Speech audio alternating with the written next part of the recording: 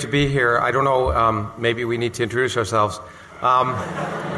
We often get confused, so I thought maybe you should know who we are. Could you stand beside the table? So this is Richard Dawkins. You can tell because he's wearing Converse, okay?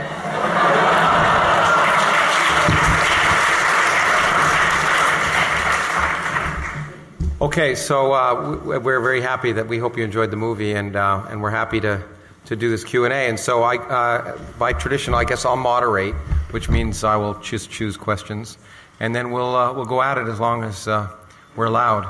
So I think there are microphones. There are people with microphones on the side, and so I'll just choose one. And since you're near him, why don't you begin? Hello there. Enjoy the film. Thank you for being here. Thanks. Thank you for being here. I've written it down. It's a question for you, Lawrence. Religious people like to pick and choose the bits they agree with in the Bible and disregard the bits they don't agree with. What do you think of the majority of the justices on the Supreme Court of the USA who do the same with the Constitution? Am I nervous or what? Well, I'm thinking of the separation of church and state, where they say they can pray before council meetings. Well, it's not really related to... I'll give you my opinion. It often amazes me that there are judges on the Supreme Court who treat the Constitution as if it were like the Bible. That you have to... that's a document that's unchanging and doesn't reflect the times, and you have to somehow interpret the meaning of the document. And I think inevitably what happens, in my experience, is that judges do the same thing. They pick and choose those aspects that they will argue are important for. In this particular court, people have decided that what their decision is in advance, and they find an excuse to justify it. Certainly, at least in general, 4 members of the Supreme Court in the United States, who 2 of whom are devout Catholics, at least, one of whom is an idiot, and the other one is sort of waffling. So I have a hard time accepting the wisdom of that court at this particular time. It's obviously political. The decisions, for the most part, are justified after the fact, just as people try and seek in religion an explanation for something that they believe in the beginning. And anyway, but I don't know if that relates to anything. I don't know if it's different here, Richard. No? Okay. Well, I mean, we don't have a written constitution. But it helps a lot if you don't have one, yeah. Why don't we do this in the front here? Yeah. Hi.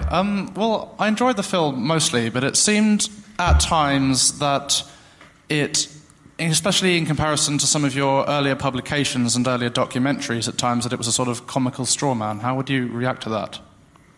Comical what was the word? Straw man. As in straw man. The straw man fallacy. I think I'd react to that by saying I don't agree. But I mean, you might need to explain a bit more. Let me jump in and say, because I know this has come. I've heard a version of this a number of times. Some people are concerned that there wasn't more balance or a variety of things. But you have to understand that this is a documentary, that these young men who made the film, who are 2 very talented young filmmakers, and I personally think they did a great job. They were wonderful filmmakers. But they followed us around. They didn't pick and choose what was going to happen. And they took 120 hours of footage over about 6 months in different countries. And they used the footage they had. And it also interests me, I'm amazed that people, there's a lot of scientific discussions there. That first clip, for example, of our discussion in Sydney Opera House, or one of the first clips, is like 8 minutes long, which in a movie is about as long as you could have for a single scene. But the bottom line is, as they put it, and I'll use their words, it sounds self-aggrandizing, but it's their words. They said, if you're making a film about the Beatles, you don't follow the Rolling Stones. And so they just took the footage they had, and I think actually, if you look at it, the footage they used, and obviously we've seen it, I think tends to get people discussing. And in fact, for me, at least, the intent of the film was hopefully to reach people who haven't thought much about these issues.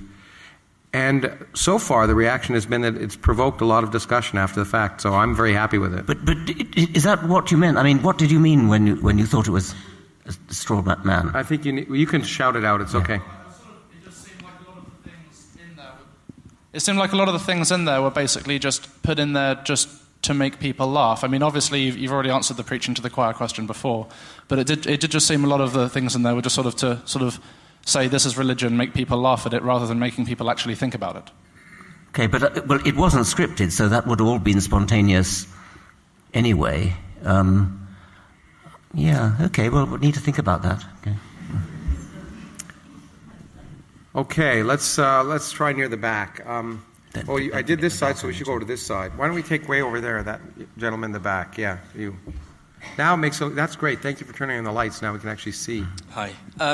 As an atheist, I was hoping you might be able to help with a paradox that I have in my thinking. I think you'd agree that overall religion has a negative effect on the world, overall, although it does have some positive effects. I like many of my thoughts to be based on evidence or empirical, something that's empirically verifiable. Some of the positive things and negative things are empirically verifiable, such as you could say, 300 deaths last year caused by extremists or whatever. But some of these things, like hope that religion gives to people, aren't quantifiable.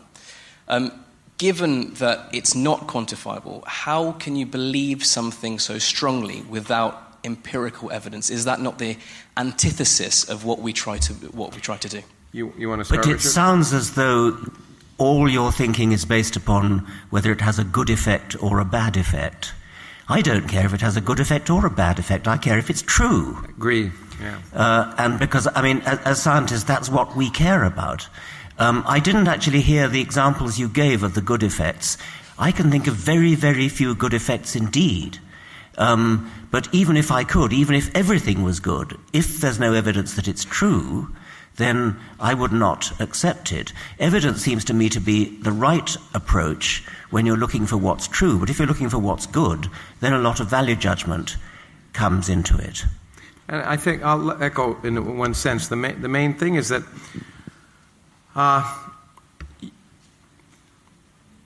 the key thing that I think both Richard and I want to do is excite people about the wonders of reality, about the real universe and how amazing it is, and realize that they don't need this fake universe of myth and superstition. For me, that's what drives me. Is I think, and as an aside, I think people ultimately lose religion. But personally, I'm driven more by getting people excited about the real universe. And you might say, and I've had this discussion with at least one or two of the people who were in the beginning and end of the film, one in particular that I know of, whether, if people find solace in something, is it reasonable or justifiable to argue that what they're finding solace in is not right? Well, I don't think either Richard or I would go to someone's deathbed who's clinging on that and say, forget it. But well, it depends who they are, actually. But the problem is that it's not innocuous. That beliefs, as I think I said in the film, that beliefs in things that aren't true inevitably produce actions which are often harmful. And so if it was just innocuous, I think I'd feel a lot less worried about it. But it's not innocuous, and therefore I think it's really important to try and convince people to base their actions on reality. And on the whole, while that may hurt some people, I think on the whole it leads to a better society. There's people up there. Is there a microphone up there? There will be. There will be? Okay. We'll get to you in a second. Okay, you're the next one. Yeah, you the woman who's got her hand up. But let me go on this side first. I get to play. This gentleman here with the yes, bald and a beard, or semi-bald and a beard. I don't know. I can't see from here. Hi. I think trying to complete his question, I see that you guys are scientists getting into the realm of politics, and I completely applaud that, standing applause. But my question is, don't you think that perhaps you, Lawrence, are the scientists of the cosmos, then you Richard, are the scientists of the biology, then again, you are also the scientist of the very little of the atoms. Then I don't know. Sam Harris will be the scientist of the brain, but don't you think that there's something missing? There's something in between, which is a social layer that we should be applying that kind of science into helping change the society the way you guys want to do it, and there should be. I'm not asking you guys to do it, but there are social scientists. Richard's a biologist. I'm a cosmologist, a theoretical physicist, and we try at least to talk about things we know, and you're absolutely right. There are other people who have expertise in other things, but that's for them to talk about. I don't know if you want to. No. I'm just saying that perhaps his question was how to use empirical knowledge and evidence to show, for instance, when it's better to be kind of a little bit more aggressive on the discourse, or when it's better to be a little bit more politically correct, and not just to do it on the spur of the moment. Yes, I think it would be very valuable to have research of the kind you suggest, which would inform our political, tactical decisions on how to influence people. I mean, we could go and take a course in public relations and advertising, things like that. Well, neither of us, I think, have ever done that. Maybe we should. That isn't my way. Richard, that isn't my way. You shouldn't, Richard. I don't think you should. But I think the point is that it takes, it's like 1,000 points of light, as they used to say in my country. I think it takes many different approaches. There isn't one approach that resonates with everyone. And Richard and I have different approaches. And as we talk about in the movie, we started out, when we first met, we had, I think, much different approaches. And I think it takes all different arguments, different approaches, work with different people. But ultimately, the point that you should base your actions on empirical evidence and rational thinking is something that it doesn't matter what kind of scientist you are, it doesn't matter what kind of person you are. You don't have to be a scientist to argue for that. And that's the key point. It's not as if it requires scientists. Everyone should be utilizing those things, and the public should be utilizing those things when they choose, in a democracy, apparently, who they elect. And they should require the people they elect to use empirical evidence and rational thinking. So I think that's all. At least that's what we're primarily advocating. I once attended a talk by somebody who was trying to persuade us not to be, as he put it, don't be a dick. And he took a vote in his talk. He said, how many of you here would be persuaded that you were wrong if the speaker said, you're an idiot? And not entirely surprisingly, nobody put their hand up. Nobody said that they would be persuaded if they were told that you're an idiot. I think I would, actually. I mean, I think that... Well, there's a scene in the movie where you say you were. Do you remember that train? That's right. Yes, that's true. But there is another point, which is that sometimes when you're talking to an idiot, it's not the idiot you're trying to persuade. Yeah. It's the rest of the audience who are listening to you. And so it isn't necessarily obvious that just because people are not persuaded when you say you're an idiot that you shouldn't do that. I think there's a small minority, of which I believe I'm one, who might be persuaded if you told me I was an idiot. Yeah, and in fact, there are a few debates in the movie, not that many. Both of us have taken part in discussions. Neither of us like debates. We've been talking about that the last few days. But generally, indeed, often the reason I agree to do them, I'm pretty sure Richard too, is that you don't expect the person you're on the stage with to have any impact on them. But it's the vast majority of people who really, again, haven't thought about these issues very much, and they're the people I think you're trying to appeal to in one way or another. And as I say, sometimes it's humor, sometimes it's kicking people in the head. I believe there's a statute in common law in England which states that no idiot shall be allowed to stand for Parliament. Really? How come there's so many people in Parliament? Okay. I think the woman up there, do you have a microphone now? Did you, this woman, there she is. I think that's it, yeah. Yeah, I think my question was pretty much answered by the last. It was this... I suppose just to add to that, I don't think it's useful for our calls, if we have one, to say that there's rational people here and idiots there. And then there's a lot of people in the middle who are a bit fuzzy thinking, and perhaps the point is that we should be a bit more pragmatic in how we... I don't have a question because it was basically answered by the previous point, but just to throw that in. But let me point out that it doesn't even divide that way. I mean, rational people are also idiots. We all are. We all are irrational, and that's one of the things why we have to sort of be skeptical of ourselves. We all, as I've often said, I don't think it's in the movie, we all have to believe 10 impossible things before breakfast just to get up in the morning. You have to believe you love your spouse or you like your work or whatever it is. And so we're not...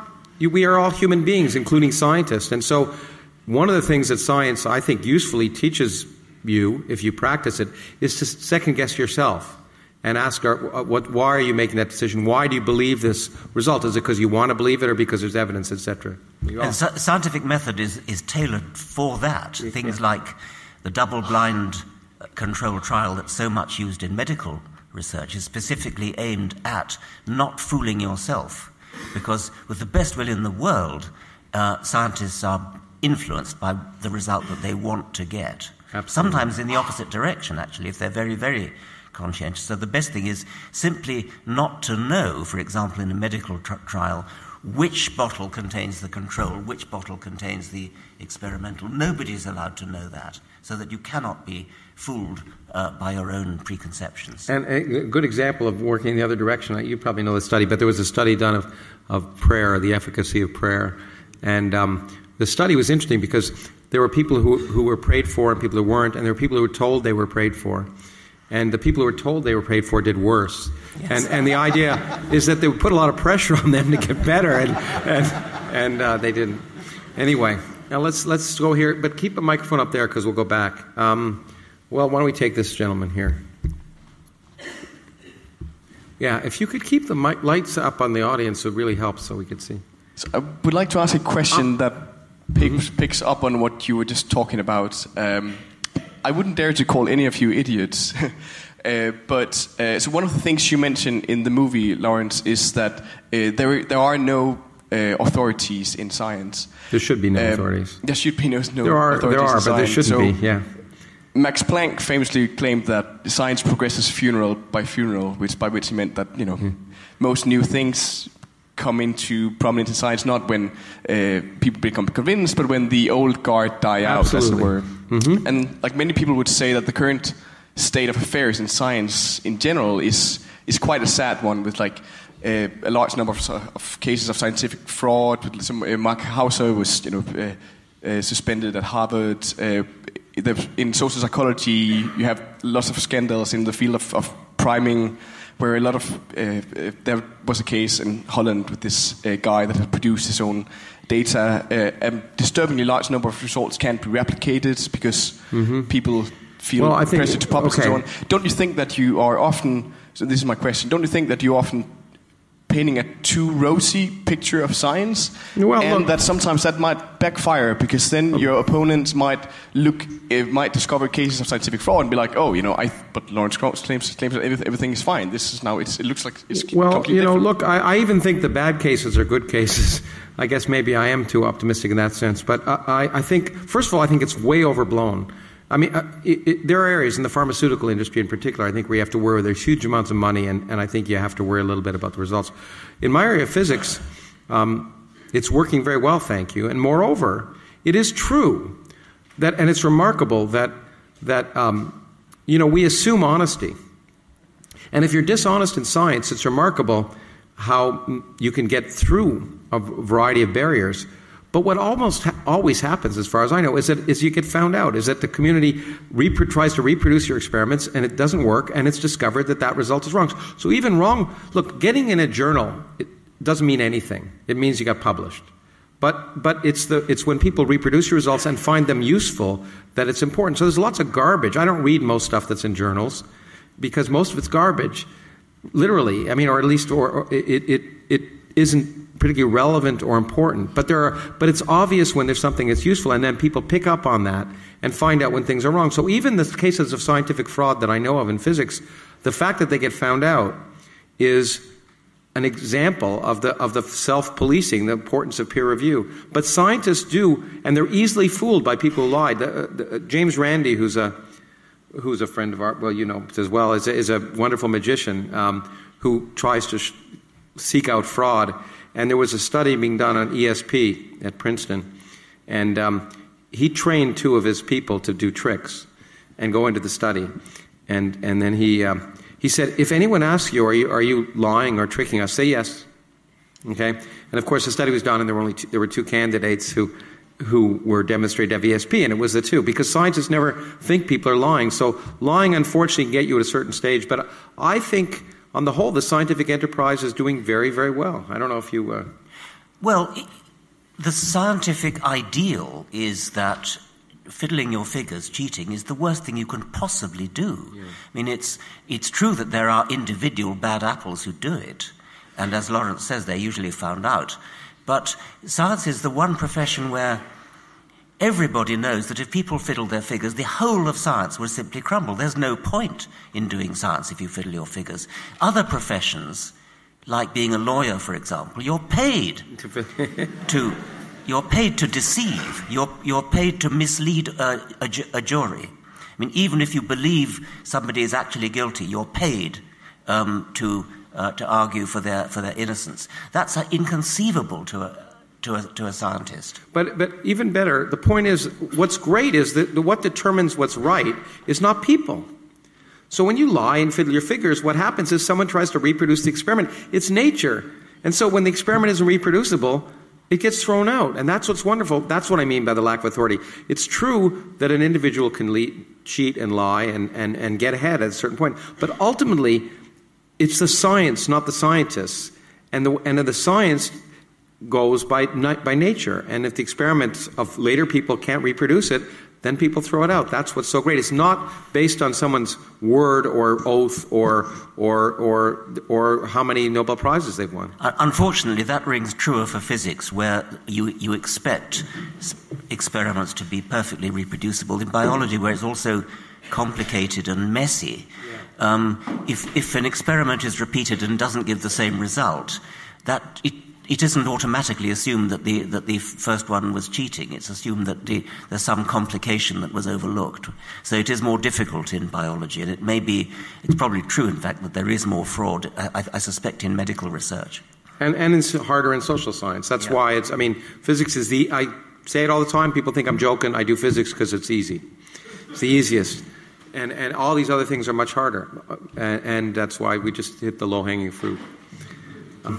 But we haven't any women recently down here. It's all men. One in the front. There's one. Okay, here we go. We'll take this side here. I'm a bit starstruck.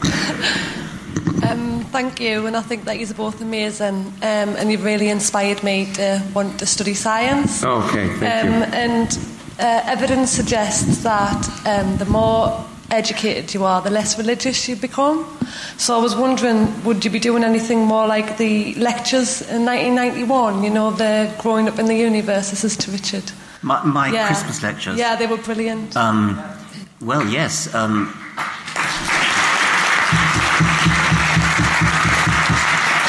I don't think you get invited to give the Christmas lectures more than once unless you're Michael Faraday. Yeah. Well, he got to choose again. He did them, I think 19 times. Yeah. So I don't think that's going to happen.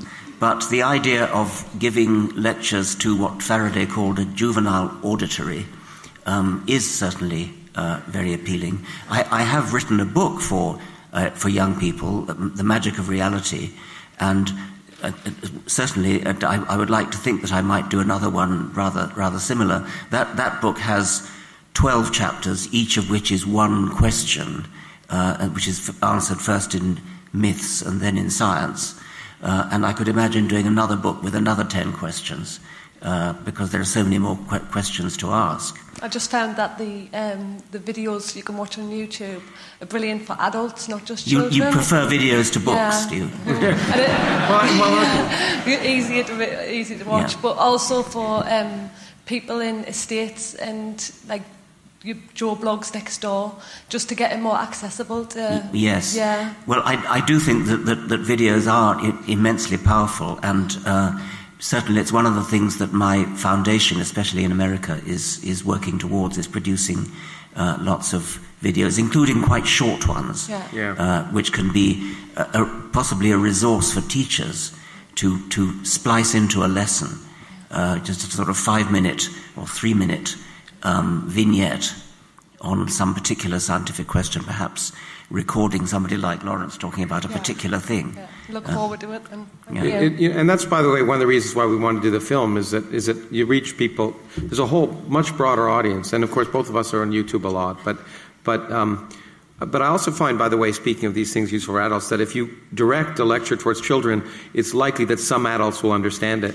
And so I think that, and I am always been saddened that I'm not certain about this, that I think you have to be British to give the Christmas lectures. I've always wanted to do No, them. not true. Well, then I want to give them sometime. Anyway.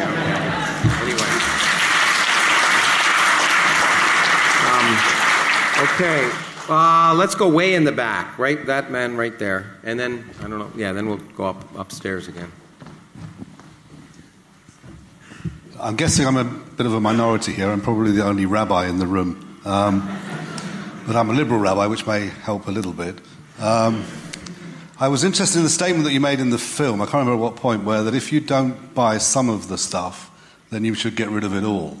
And I'm curious to know how that works, because part of the problem I think that you're encountering, and that is the polarization of what has seemed to be very opposite views, where in fact there is a lot of common ground. Clearly there is Orthodox religion which has fundamental beliefs which are basically nonsense. But there are plenty of religious beliefs, I think, that can be justified in the context that you're speaking. And in fact, that I think that bringing a liberal religious voice into the conversation would actually help make it a less polarized situation and hopefully more profitable one. I mean, for example, the statement you just made to the person up there, you should value your life and seek to appreciate the fact that's a religious statement as far as I'm concerned. No, it's not a religious statement. It's not a religious statement. No, I disagree with you completely. Okay, completely. But that comes down to a definition of what religion is then.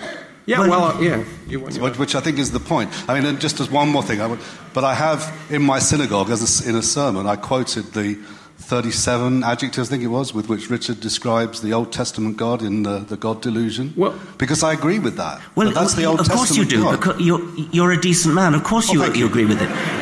But you have to have some criterion for deciding which bits of your scripture you believe and which you don't. Well, interestingly, just one. I'm sorry, I don't want to dominate this, but one of the bases of liberal Judaism was an institution that was established in Berlin in the 1870s called the Hochschule für die Wissenschaft des Judentums, the Institute for the Scientific Study of Judaism. So I don't know what. My point is I'm from a Jewish background, so I'm going to jump in here because I know so many people who are say, well, I'm an atheist, but I'm Jewish, and because you're allowed to be an atheist if you're Jewish, apparently, and I think the point is that that book that people read from is one book, and so there are valuable things in many books, but treating it as if it's special. I agree. Just like treating Aristotle as if he were special. There's some things that Aristotle got right, a heck of a lot of things he got wrong. But it's not surprising. Monkeys on a typewriter will eventually produce Shakespeare. It's not surprising there's some things in the Bible that are reasonable. But isn't that the point? That if there is some of it that you find unreasonable, not unreasonably, because most of it is unreasonable, because it's 3,000. But rationality should determine what you think is reasonable. Well, I think that, but I don't think there's an inconsistency there, which is why I take exception to the statement. If you don't buy all of it, you should throw it all. If you don't buy some of it, you should throw it all away. Do you see my point? You are saying that there are parts of the Bible which you find reasonable and other parts which I'm saying there are parts of religious traditions, whatever they might be, and texts. Okay, there are parts that you find reasonable and parts that you don't, and that's right. Why bother to bring it back to religion? If you've got an independent criterion for deciding which bits of religion you find reasonable and which you don't, just decide. Don't bother to go...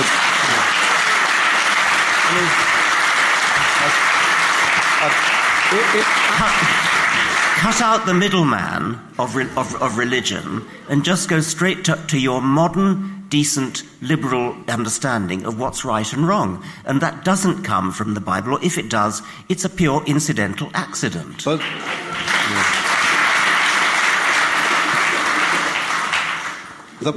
if the Bible is perceived, sorry, if somebody else wants to talk, just shut me up, okay? Throw the rabbi this will be the last comment. Okay, thanks. But the point is that my belief is that the Bible and all those religious ideas of thousands of years ago were the science of their day. They were the questions that were being asked and about the nature of the universe, and some of the answers they came up with were complete rubbish, but they made sense in the time, and some of them were not. Some of them have lasting value. And I'm not saying that therefore presumes some divine being that wrote those things. All I'm saying is that it's a testament to human ingenuity, which is the forerunner of science. And I think to dismiss all religion as just being some kind of hocus pocus... No, you don't have to dismiss it. You can say that it's historically interesting. You can say that you can trace from some of the great religious traditions some of the ideas that we have today. But you don't say that, therefore, I need to be a rabbi or I need to be a priest. Okay, my last comment. The point is accepting, you read it critically like any other document. Sure. That's fine. It's a book like any other book. Read it critically and encourage people to read it critically like any other book. And it's not, in my mind, there are a lot of better books, but it's... No. Yeah. But just one, and this is it, I promise. The word rabbi means teacher. End of. Thank you. Okay. Thank you for listening. Okay. Thank you for having the courage to bring it up here. Over there, that woman over there. Yeah. In the film, you said you believed religion was in its death throes. Do you actually genuinely think we will see a world where religion is totally eradicated and we're all reasonable, rational human beings? And if so, will it be in my lifetime? Are we talking decades, centuries, millennia? There's a difference between hope and expectation. I think religion is in its death throes in Western Europe. At least the Christian and Jewish religions, maybe. I only wish I could say the same of Islam, which seems to me to be one of the great evils of the world and shows no sign of diminishing at present. And the great hope would be that we can, that education can do for the world of Islam today what it did for, what it's already done for Christendom. There is empirical evidence that it's on the decline. So that's undisputed, at least in the Western world. And so I think that's clear, and it's a function of both science and education. And so what we need to do, and I think the only I've written about this in the Islamic world, is going to be very hard, but education, and particularly education of women. That's the most important thing in the Islamic world, it seems to me, to be able to try and conquer. Because women are the ones who are going to bring up children and in that world. And so the suppression of the education of women is the biggest obstacle, I think, to change in that part of the world. And that's why they do it. I'll get you in a second. I see you're jumping. Okay, yeah, exactly. That's why they do it. Okay, you. Yeah. Oh, yeah, here, Carl. Thanks. And then we'll go up there again, and then we'll come back to you. Professor Dawkins, Professor Krauss, as a 15-year-old, I've just got to say that you're a massive inspiration, and I wish that you were my respective biology and physics teachers as well. It would be quite good if you were my RS teacher as well. So I've got a question that is a bit Carl Sagan inspired, because I know it's something that he was interested in, especially in his Contact film. And consider the fact that I actually word processed it. So. It's all right. Consider the fact that despite our best efforts, 84% of the world's population, roughly, associates itself with a religion. If we're ever to make contact or visit an intelligent civilization in the cosmos, do you think that religion should play a role in that? Science would allow us to communicate, but do you think that divinity has a right to get involved with complex scientific issues that would affect all of us as the human species? Well, I'll start. Absolutely not. No. No. Why? It's like, asking a baseball coach to be. I mean, the point is that science.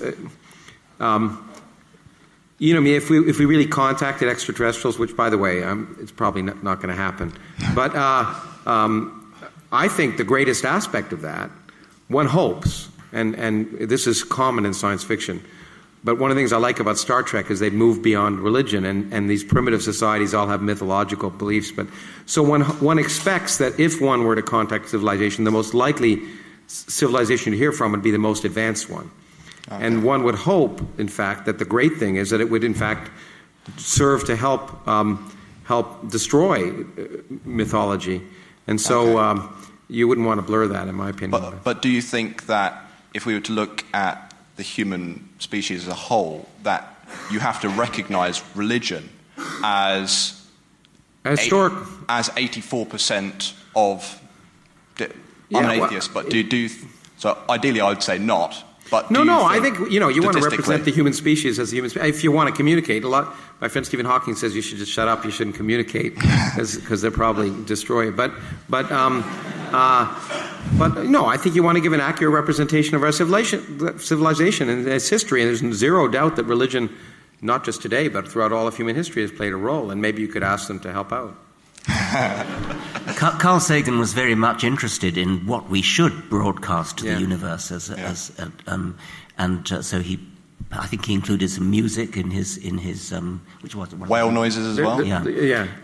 Lewis Thomas said what we should do to advertise the human species is send Bach, all of Bach, nothing but Bach. I think we should send science because that's something to be proud of. I sometimes think we should even now actually be sending out what you could call a cosmic tombstone, because eventually the human species is going to go extinct, and it would be nice to think that Shakespeare and Bach and Darwin and Einstein, that the achievements of the great humans of history would not die with us. And so sending out a cosmic tombstone in the vague, faint, infinitesimal hope that it might one day be picked up. It really is infinitesimal, by the way. I think that might well be a worthwhile... The good news is we're doing it. Yes. Yeah, I mean, because every time we send out radio signals and TV signals, we're doing it, and so there's some likelihood. Of course, they'll get the bad as well as the good. Yes, indeed. I mean, in Carl Sagan's Contact, the very first human signal that was received from in outer space was Hitler's speech opening the Olympic Games in whenever it was, 1938. Yeah, it was the first broadcast. Yeah, so exactly. Okay, let's see. All the way back. You have a microphone? Yeah, all the way back there. That gentleman. What? No, you don't unless you want to jump. Okay. Hi guys. Thanks for coming tonight. It's really, really exciting. I just wanted to go back to your books that you mentioned earlier about with children and take it a little bit younger, because your Magic of Reality book, Richard, is fantastic, and I've given it to many a parent who's approached me about how to talk to their kids about religion, because they're not sort of quite sure how to have it if their kids go to C of E schools or Catholic schools, but they don't necessarily believe in God. And I wondered if there were any plans to go a little bit younger, because although that book's fantastic for atheist or agnostic parents who want to have that discussion, a lot of kids are already indoctrinated by that point because they're in a society that is predominantly religious. And when there are so many toys and books and things about Noah's Ark and all the sort of crap that you get in the Bible and all that type of stuff, is there any plans, for example, from the Richard Dawkins Foundation or anything like that, to go a little bit younger so that it's in the mainstream earlier? Well, I think that's a very good idea. By the way, The Magic of Reality is not an anti-religious book. It's almost purely scientific book. I once went into W.H. Smith and did a survey. I counted the number of children's books which are really religious propaganda. And they're huge numbers. I mean, gigantic numbers of them. And so, yes, I wouldn't mind producing a more overtly atheistic book for children. There's a problem, it might not sell very well if it was called Atheism for Tiny Tots or something like that. It's got to maybe be on the if you gave market up to get candy a chance. along with it, it would be a good thing. But I think probably the better approach is to do it as a science book, and to discuss science in a very sceptical way. And so that I think that is a very good thing to do, and I would like to do it, yes. But we do need, I mean, as you point out, there are a bunch of books for teens and young adults, but we do, and I've thought about it too, and I've talked to some people about doing some books for very young kids with an artist, and I think we need to do that more because kids are extremely receptive to that kind of thing. And but it requires, it's true, it's a very different kind of writing and publishing experience, and it requires some expertise and working with the right people. They're also really, really heavily indoctrinated by that point. I remember a program you did, Richard, a few years ago. I can't remember what it was called, but where you did you were looking for fossils on a beach with some kids, and at the end of it, almost all of them reverted back to, despite the fact you talked through some really sensible science with them, most of them sort of said, oh yeah, no, but my God, my parents still said that God exists and blah, blah, blah. So they're so heavily indoctrinated by that point that it's we need to sort of almost flood the market with some really young kids stuff, because they're really heavily indoctrinated by that point, especially in this country, and even more so in the States.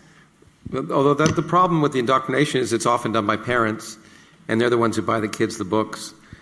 That's why we need good education. I mean, I've just written a piece which I hope will appear in the New York Times. But the purpose of education in the school should be to get kids to not believe what their parents tell them, I think, and that's a big, or what they hear from anyone else, but to get them to be skeptical. And so we really need to be.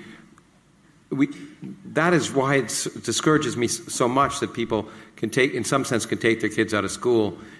Because, of course, a lot of schools are bad, but really we need to be able to provide those kids an opportunity to get away from the home in many cases. I wonder how many parents who teach their children, things like the Adam and Eve story, don't really believe it themselves, but just think it's a charming, sweet story, and part of what one does tell children.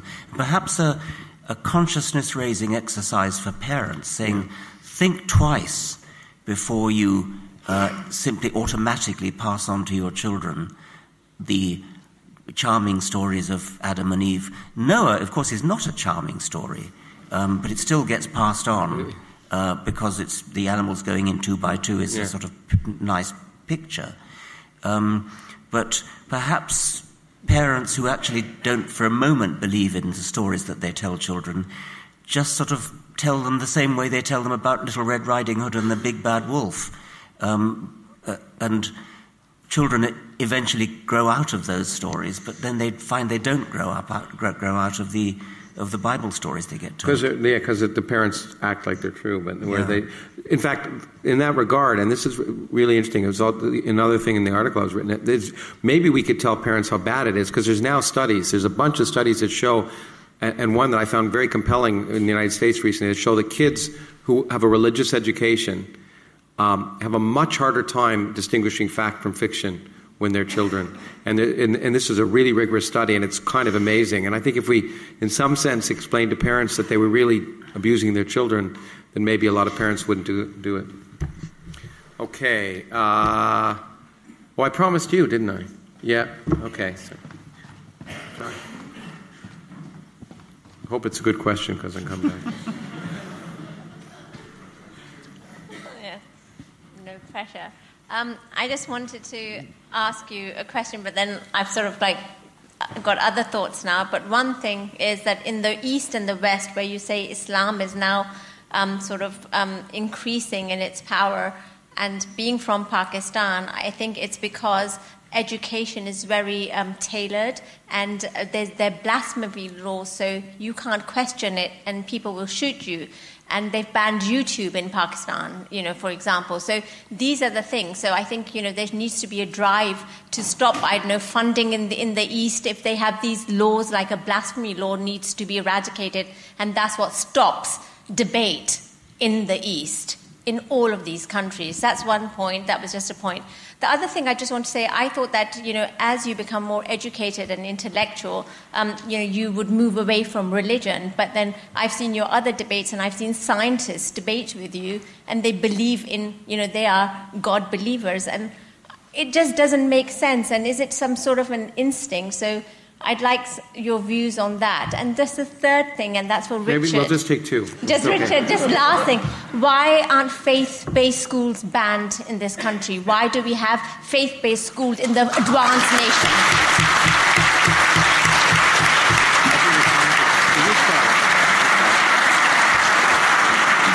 The official excuse for faith-based schools is that they get good results, and the reason they get good results is that they're known to get good results for historical reasons, and so parents fight to get their children in, and even lie about religious persuasion in order to get their children in. The situation in places like Pakistan is dire, as you say, and it's not in a way not up to us here, but people from Pakistan have a very, very difficult time of it because of that. What was the second one? I think I can hit on that. Was about the scientists, and that it's unfortunate. You see, and journalists do it all the time, and because they always think there's two sides to every issue. So you get. You have people talking about evolution, or the Big Bang, or climate change, and they can always find anyone with a PhD to say anything about anything. And then they present one person, they say, well, see, there's a controversy. And they don't understand that I often tell the journalists, and journalists think there's two sides to every story, but in science, one side is usually wrong. And the problem, but the fact is, and what people have to realize, is that scientists are people. First of all, it's very difficult to overcome religious education. For many people, it's introduced when they're children, before they can think rationally and deeply, and it's very hard to get rid of it. So there are a lot of scientists who are religious, probably because they were brought up religious. But the point is that, as I often say, there are scientists who are Republican. There's no accounting for taste. Or intelligence. So scientists are people as well as scientists, and that means they're irrational as well as rational. And so you're going to expect a spectrum. When it comes outside the science, you can expect a spectrum of views, some of which are reasonable and some of which aren't. There are lots of scientists who say that they are religious. If you actually cross-question them and say, what do you in fact believe? Mm-hmm. Which religion are you? Do you believe that Jesus is the Son of God? Do you believe that Jesus was born of a virgin and rose from the dead? Almost certainly the answer is no. They are spiritual. So am I, so is Lawrence. We may not use the word spiritual, but we get a kind of uplifted feeling when we look up at the stars, when we contemplate the great distances of space, when we contemplate the complexity of life. There are people who will say, oh, well, that's religion. Well, you're playing with words there, and it's very misleading if people take from that, okay, here's a scientist who's religious, so they then assume that the scientist believes in something supernatural, when all he really believes in is what Einstein believed in. The God of Spinoza, the order in the universe. So really religious scientists are actually quite rare, and we know how rare they are, because surveys have been done of both the National Academy of Sciences in America and the Royal Society here. And in both cases, it's somewhere under 10% who actually do believe in a religion in the true sense of the word. And as Neil deGrasse Tyson has said, we really need to worry about that 10%. What's going on in their minds? But they still are only 10%. And so when journalists, as Lawrence says, say that, oh, well, in order to have balance, we must have this side and on the other side. Sometimes the balance is artificial. I forget who it was, it said, when two opposite points of view are put with equal vigor, the truth doesn't lie halfway between. One of them is probably actually wrong. Okay, I was add to that, but we only have time for one more question, I think, so I've been told. So who has the best question? Let's see. Oh, the young. Oh, yes, absolutely. There we go. I didn't see her. There you go. Hello. Hi. When I'm older, I want to be a scientist, but the thing I'm wondering is what's better, to be a biologist or a physicist?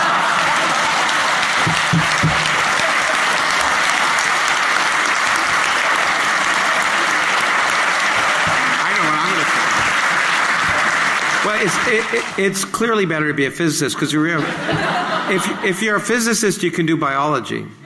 Anyway. The world is full of physicists who think they can do biology. But you know what you should do? You should do what you like to do. That's right. And that's what you should do. Thank you very much. Thank you.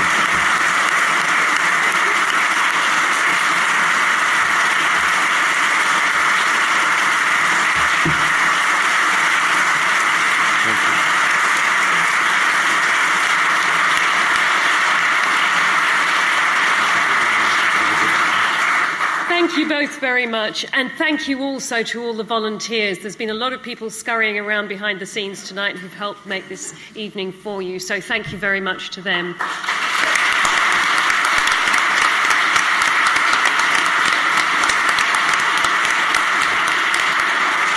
Florence and Richard will have a signing table outside, so they're happy to sign stuff for you. You might have noticed there's a lot of you, so please, we'd like to restrict this to one DVD and one book each. If you've brought your whole back catalogue and your whole library here, I'm sorry the lumbago has been for nothing. Just one DVD and one book, please. And also, just in the way of getting people home in a timely fashion, please, no photographs or selfies. Another very important fact about this